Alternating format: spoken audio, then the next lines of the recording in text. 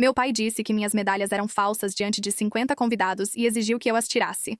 Meu marido segurou sua mão, olhou nos olhos dele e disse 6 palavras que fizeram meu pai cair no chão da recepção. O brinco quicou 2 vezes antes de parar. Eu me lembro desse detalhe com a clareza específica que vem daqueles momentos em que seu sistema nervoso decide que tudo o que está acontecendo agora precisa ser registrado exatamente. O pequeno aro de ouro, um presente da mãe do Ryan, usado porque ela me pediu e porque eu a amava por ter pedido, caiu no chão de madeira do salão de recepção, quicou 2 vezes e parou perto do pé de uma cadeira. Minha bochecha ainda estava processando o que tinha acontecido. A dor ainda não tinha vindo. Surgiu meio segundo depois, como sempre acontece após um impacto rápido. Primeiro, ouvi um estalo. Senti minha cabeça virar e um zumbido repentino. Então percebi a sala. 50 pessoas olhando para meu pai. Virei devagar. Frank Calloway estava a 1 metro de mim, vestindo a camisa social que minha mãe comprou para a ocasião. A mão dele ainda estava erguida no espaço onde tinha estado antes de ele desferir o tapa, e o rosto dele tinha ficado daquele vermelho específico que vem depois do ato, não antes. Não era o vermelho da raiva crescendo, mas o vermelho de alguém que fez algo e agora está nos primeiros momentos de processar o que fez. A mão dele começou a se levantar de novo. Nunca terminou. A mão de Ryan se fechou em torno do pulso do meu pai com a certeza silenciosa de alguém que treinou por anos para agir com precisão em momentos em que outras pessoas agem de forma desajeitada. Sem voz elevada, sem ameaça, sem demonstração de autoridade, apenas o aperto controlado e profissional de um homem que passou a carreira tomando decisões importantes em janelas de tempo muito pequenas e que decidiu neste momento exatamente o que é necessário. Frank, disse Ryan, uma palavra só. Baixo o bastante para só nós 3 e 6 pessoas próximas ouvirem. Meu pai tentou puxar o braço, mas Ryan apenas manteve o aperto. A distinção é importante porque apertar envolve força, enquanto manter é apenas constatar que o braço não concluiria o movimento. O silêncio naquele salão de recepção tinha uma textura que nunca experimentei antes ou depois. 50 pessoas segurando coletivamente algo que não era exatamente a respiração, mas era o equivalente mais próximo. O estado suspenso das testemunhas que acreditam que o que vem é real e que o desfecho importa. Então Ryan olhou nos olhos do meu pai e disse 6 palavras. Ela salvou 12 homens naquele dia. Nada mais, nada menos. O rosto do meu pai fez algo que eu nunca tinha visto em 32 anos. A raiva foi embora. Não gradualmente, não em etapas, mas do jeito que a água sai de um copo quando ele se inclina além do ponto de segurar. Seus olhos se arregalaram e a boca se abriu levemente. Algo surgiu em sua expressão, não constrangimento ou vergonha, mas medo e reconhecimento. Ele entendeu exatamente o que aquelas palavras significavam. A cor sumiu do rosto dele como a maré recuando, visivelmente, completamente, de uma vez só. Os joelhos dele cederam, ele cambaleou 1, 2 vezes e então caiu. Deixe-me começar pelo início, porque essa história não faz sentido sem o começo, e porque é no começo que você encontra aquilo que explica todo o resto. Meu nome é Emily Calloway, tenho 34 anos. Atuei 11 anos como piloto de helicóptero do exército, principalmente no Black Hawk, conquistando qualificações apenas pela competência comprovada no ar, sem atalhos ou influências. Realizei várias missões de implantação. Fui condecorada oficialmente pelo Exército. Por 32 anos, fui a filha que meu pai, Frank Calloway, de 61 anos, não via de verdade. Ele serviu 4 anos no Exército nos anos 80, em funções de apoio no país, com dispensa honrosa, sem nada vergonhoso ou extraordinário. Ele voltou para casa depois desse serviço e passou os 30 anos seguintes construindo uma versão de si mesmo que era maior do que o serviço que realmente prestou. E não foi de forma sutil. De formas elaboradas e consistentes. Histórias de combates que não viveu, missões das quais não participou. Um heroísmo presente só na narrativa, nunca em documentos. Ele era ótimo nisso. Pessoas sem experiência no serviço militar geralmente desconhecem o vocabulário e a linguagem institucional usados por quem passou por isso. Meu pai havia aprendido e utilizava esse vocabulário corretamente. As histórias dele tinham detalhes precisos. Cresci acreditando nelas, mas eram falsas, como Ryan provou com documentos. Mas estou me adiantando. Cresci em Fort Wayne, Indiana, em uma casa onde as histórias militares do meu pai definiam nossa identidade familiar. Ele contava essas histórias nas festas, churrascos do irmão e no capítulo da VFW, onde era membro respeitado e palestrante. Ele usava sua dispensa com a autoridade de um homem cujo serviço significava algo específico, e as pessoas ao redor dele acreditavam em sua palavra, porque é isso que você faz quando alguém descreve sua própria experiência. Eu me alistei aos 18 anos. Não fiz isso para impressioná-lo. Quero deixar claro que a ideia de que me alistei para ganhar a aprovação do meu pai ausente presente não corresponde ao que aconteceu. Eu me alistei porque queria voar desde os 9 anos de idade, e porque o exército me ofereceu um caminho para a escola de aviação, e porque sou o tipo de pessoa que, quando quer algo, vai diretamente atrás disso em vez de esperar que as circunstâncias se ajeitem sozinhas. Quando contei ao meu pai, ele não ficou orgulhoso. Disse que eu iria desistir e que a escola de aviação era só para quem já tinha treinamento sério, mas eu já tinha feito 4 anos de ROTC. Meu instrutor de educação física descreveu meu condicionamento físico como excepcional, com cuidado para não desmotivar outros candidatos. Eu tinha 22 anos e já havia mostrado a todas as autoridades institucionais que me avaliaram que eu não iria fracassar. Não desisti, me formei na escola de aviação, fui destacada, voltei e fui enviada em missão novamente. Sou conhecida por assumir tarefas difíceis e executá-las bem, o que é simples de explicar, mas muito desafiador de manter diariamente em situações exigentes. Meu pai esteve presente na minha cerimônia de formatura como oficial. Ele ficou nos lugares certos, apertou as mãos certas e aceitou os cumprimentos dos meus oficiais comandantes com a facilidade treinada de um homem que se sente à vontade em ambientes militares. O que ele realmente era, porque já desempenhava esse papel há 30 anos. Ele nunca disse que tinha orgulho de mim. Nem na minha cerimônia de formatura como oficial, nem depois da minha primeira missão, nem depois da segunda, nem quando vieram as condecorações. Concedidas pelos canais oficiais e registradas na minha ficha de serviço, cada uma representando algo avaliado por especialistas. Ele ainda achava outras coisas para comentar. Medalhas eram comuns, as missões eram de apoio e os elogios oficiais eram políticos. Ele dizia essas coisas sem evidências, sem documentação, sem qualquer base, exceto a necessidade de reduzir o que eu tinha feito a um tamanho que coubesse abaixo do que ele afirmava ter feito. Parei de esperar o contrário na minha terceira missão. Isso não é só uma frase triste. Existe uma liberdade em deixar de esperar por algo que persegui por anos. A energia antes dedicada à busca ficou livre para outras áreas. Usei no voo, equipe e trabalho. Conheci Ryan em Fort Campbell em 2017. Ele visitava um colega. Ele era da Marinha, de outro ramo, numa interação profissional comum entre áreas próximas. Ele me foi apresentado em um jantar do esquadrão como alguém competente, o que é uma importante recomendação no meio militar. Conversamos por 3 horas. Ele fez perguntas sobre aviação que mostraram que realmente pensou em voar, o que é mais raro do que parece. Ryan Calloway, agora meu marido, anteriormente suboficial Ryan Calloway, da Marinha dos Estados Unidos, que passou 11 anos em operações especiais, antes de se afastar por motivos médicos após uma lesão em treinamento. Ele chama isso de inconveniente, mas quem o conhece sabe que é muito mais que isso. Ele é a pessoa mais estável que já conheci. Não no sentido passivo de estabilidade, nem de alguém imóvel. Estabilidade ativa é aquela escolhida, mantida e usada quando seria mais fácil optar por outra alternativa. Ele me pediu em casamento 11 meses após nos conhecermos na cozinha do meu apartamento em Clarksville, numa terça à noite enquanto eu fazia macarrão e ele lia um relatório. Ele não tinha anel, mas contou depois que havia planejado. Mas então ele estava sentado ali lendo e eu estava cozinhando e parecia o momento certo. E ele não era um homem que deixava passar o momento certo. Eu disse sim antes que ele terminasse a frase. O uniforme virou questão 4 meses antes do casamento. Eu já estava fora do serviço ativo há 1 ano naquela época, tendo sido afastada por motivos médicos após uma lesão no joelho, resultado de anos sentada na cabine da aeronave e de várias situações de impacto que meu corpo conseguiu suportar, até que, aos 32 anos, ele simplesmente se recusou a aguentar mais. Eu trabalhava como instrutora de voo civil e prestava consultoria para uma empresa de defesa em meio período. Eu usava meus macacões de voo no trabalho e roupas civis em todos os outros lugares. O vestido de noiva já tinha sido comprado, uma peça linda que experimentei com a mãe do Ryan, Patrícia, em uma loja em Nashville, e que imediatamente percebi que não era o certo para mim. Não por questões de estética, mas porque eu não parava de pensar no uniforme pendurado no meu armário e sentia que estava usando a roupa errada. Não falei isso em voz alta imediatamente. Pensei sobre isso por uma semana. Depois contei para o Ryan. Ele largou o que lia e me olhou com a atenção que só dá ao que considera importante.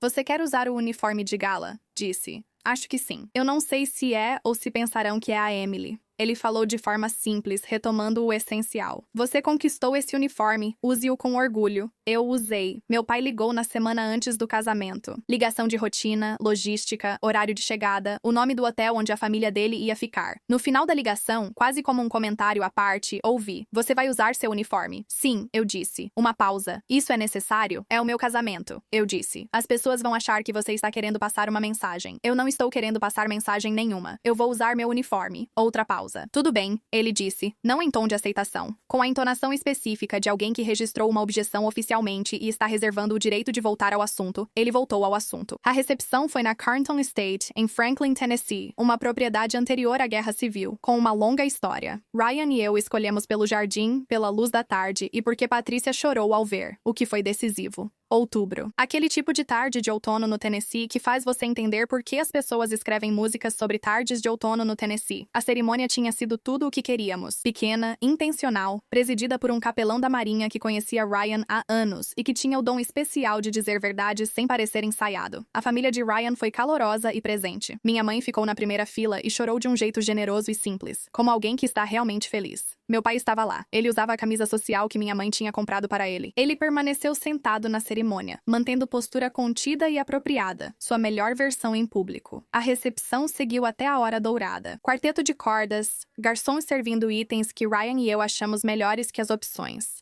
Mesas com pessoas que nos amavam de diferentes maneiras. Veteranos vieram falar comigo, mas não formalmente, como fazem ao reconhecer um uniforme ou quem o usa. Capitão Gerald Holt, fuzileiro naval aposentado com 26 anos de serviço, apertou minha mão no bar e perguntou: Black Hawk? Respondi: sim, senhor. E tivemos 4 minutos daquela típica conversa entre pilotos. Um sargento aposentado do exército, David Hayes, que serviu no Afeganistão, me agradeceu sinceramente, não só por educação. Vi meu pai observando essas interações do outro lado da sala. Eu já o observava fazer isso havia 1 hora. A expressão no rosto dele foi escurecendo aos poucos. Não de forma dramática, não de um jeito que as outras pessoas na sala perceberiam, mas de um jeito que eu vinha lendo a minha vida inteira, e conhecia com a precisão de quem já viu isso muitas vezes. Cada aperto de mão, cada agradecimento, cada momento de reconhecimento de um veterano que via o que o uniforme representava, cada um deles o deixava um pouco mais sombrio. Eu estava conversando com o sargento Hayes quando ouvi a música parar. Virei-me. Meu pai estava parado a pouco mais de 1 metro atrás de mim. O quarteto de cordas o viu se aproximar, e percebendo o clima, silenciou. Não me diga, ele falou, que você está usando isso. 50 pessoas se voltaram. Já refleti muito sobre a qualidade daquele momento. A sensação de estar em uma sala cheia de pessoas que te amam, no dia mais importante da vida adulta, enquanto a voz do pai rompe o silêncio. Não era um sentimento novo. Era um sentimento familiar em lugar estranho, o que pode ser pior. Pai, pedi com voz firme. Por favor, não faça isso hoje.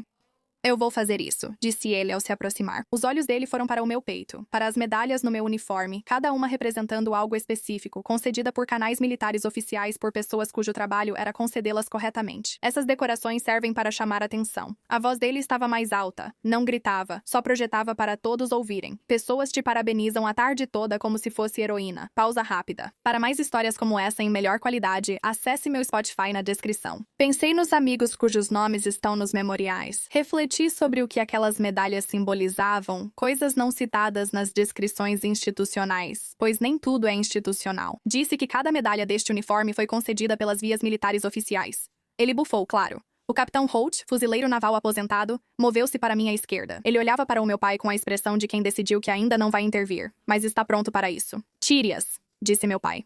Eu o encarei. O quê? As medalhas. Tire-as. Houve um som na sala. Não foi um suspiro, mas uma inspiração coletiva incompleta. O som de 50 pessoas processando algo. Endireitei os ombros. A postura não foi uma decisão. É a postura adquirida pelo treinamento, quando o corpo reconhece o momento certo. Não, eu disse. O rosto dele ficou vermelho. Não vou tirá-las. Por 1 segundo, exatamente 1 segundo, eu contei sem querer, do jeito que pilotos treinados contam as coisas sem perceber. Ninguém se mexeu. Então a mão dele se levantou. Crack. A dor veio meio segundo depois. Minha cabeça já virava quando senti e ouvi algo pequeno cair 2 vezes antes de parar. E soube o que era antes de olhar. O aro de ouro que a mãe de Ryan tinha me dado, deitado perto do pé de uma cadeira. Eu me virei de volta. A mão do meu pai ainda estava no espaço onde tinha estado. Ele me olhava com uma expressão que eu nunca tinha visto em seu rosto antes. Não era mais exatamente raiva. Era algo além da raiva. Algo que a raiva se torna quando ultrapassa a parte da pessoa que a controla. A mão dele começou a se levantar de novo. A mão de Ryan se fechou em torno do pulso dele. Vou falar das 6 palavras de Ryan, essenciais para esta história e que precisam de contexto. Ela salvou 12 homens naquele dia. Ryan nunca mencionou que diria isso, nem pediu minha permissão ou conversou comigo. Ele apenas segurou o pulso do meu pai com força, sem apertar nem soltar. Ele olhou nos olhos de Frank Calloway e disse 6 palavras com a certeza de quem as escolheu bem e sabe o impacto delas para quem ouve. O que ocorreu no rosto do meu pai após essas palavras exige 2 explicações. Primeiro, a missão.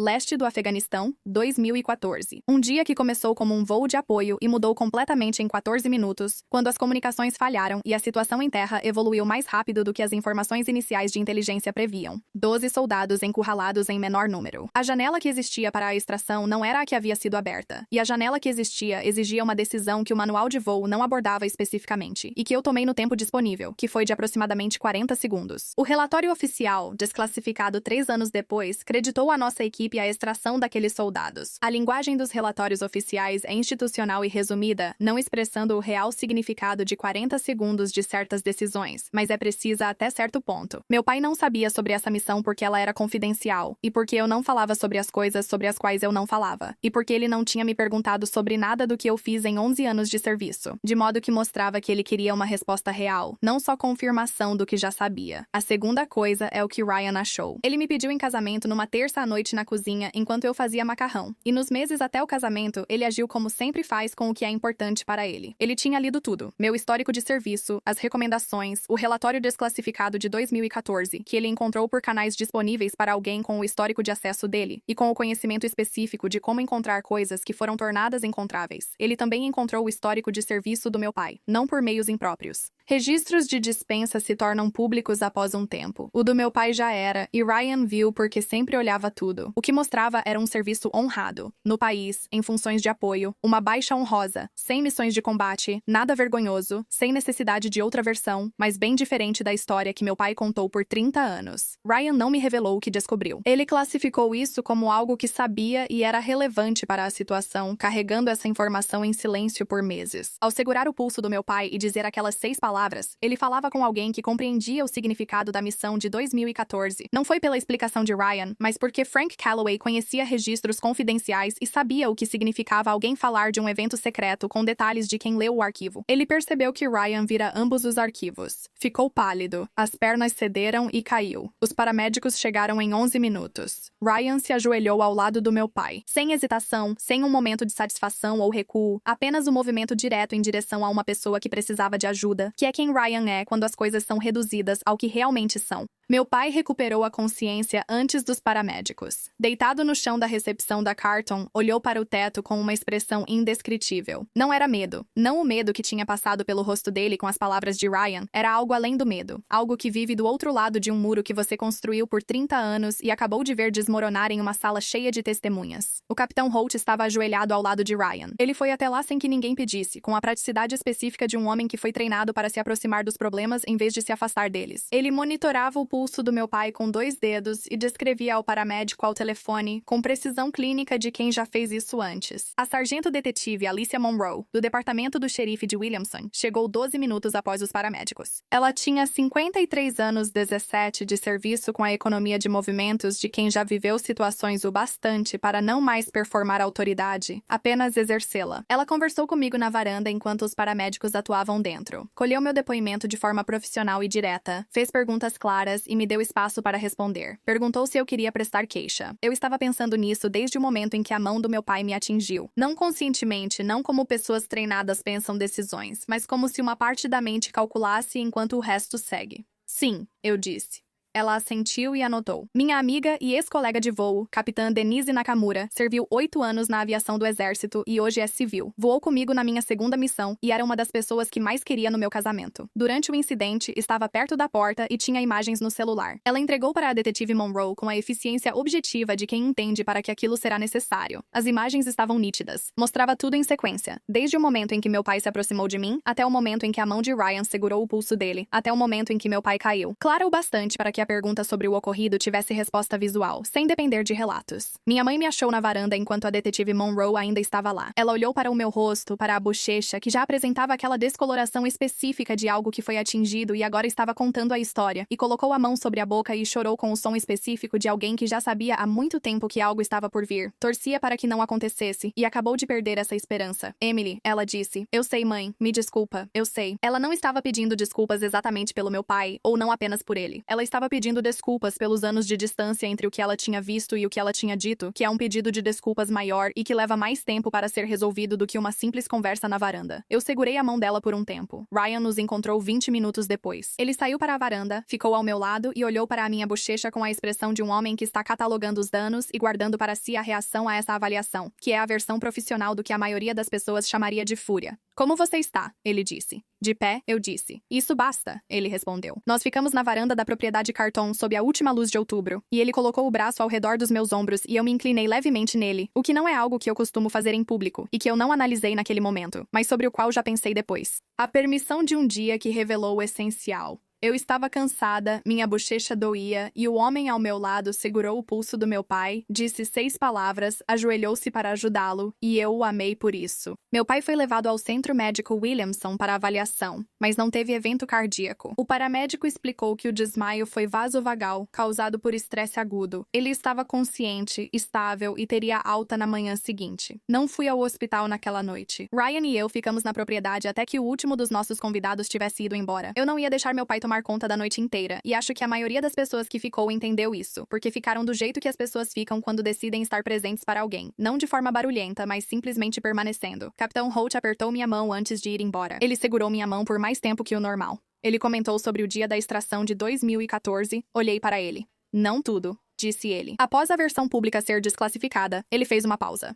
Eu conhecia alguém lá. Assenti. Seu marido, ele disse. Entende o significado das medalhas. Eu confirmei. Ele soltou minha mão. Ele assentiu seriamente, como quem reconhece algo, não elogia. Depois foi embora. A acusação de agressão doméstica foi registrada na semana seguinte. Minha advogada, Janet Ozey, com 21 anos de experiência em direito de família e civil, uma mulher que tem a objetividade específica de quem já esteve em salas demais com fatos difíceis o suficiente para entender que clareza é mais útil do que conforto, me guiou pelo processo com a mesma atenção profissional que dava a tudo. As imagens estão completas, ela disse. Os depoimentos das testemunhas são consistentes. Este é um caso sólido. Sei. Qual resultado você busca? Refleti sobre essa pergunta. Os possíveis resultados e se algum realmente traria o que eu buscava, algo que tento nomear desde a noite do casamento. Respondi que quero um registro disso. Quero um documento que diga que isso aconteceu. Janet concordou e entendeu. O caso levou a uma contravenção, multa e aconselhamento obrigatório que meu pai aceitou sem contestar. O advogado dele, colega de Janet e considerado competente, está desconfortável com a situação do cliente e disse que contestar as imagens não ajudaria. Meu pai só me enviou uma carta durante esse processo.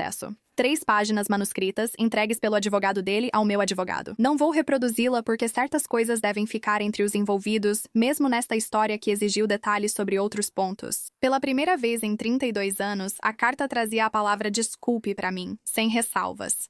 Li 3 vezes. Guardei na gaveta e ainda não respondi.